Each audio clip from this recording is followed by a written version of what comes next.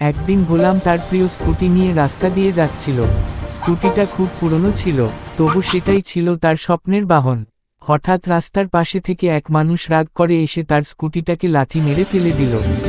Scooty উল্টে গেল, আর ভোলা ছিটকে পড়ে গেল মাটিতে। তার হাঁটুতে হাত লেগে গেল, চোখে জল চলে এলো, সে কাঁদতে লাগল।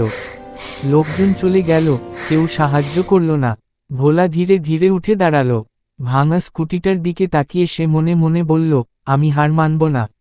পরদিন থেকেই সে কাজ খুঁজতে লাগল। হঠাৎ করে একটি সাহেব লোক এলো আর ভোলাকে কাজ দিল। অবশেষে সে একটি কাজ পেল, সেই ইট ভাঙার কাজে। তারপর তাকে টাকা দিল। তবু প্রতিদিন সামান্য সামান্য টাকা সে জমাতে লাগল।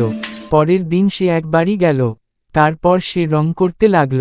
রং করা শেষ হলে তাকে টাকা দেই। অনেক দিন পর তার ছোট্ট টাকার থলিটা ভর্তি হলো।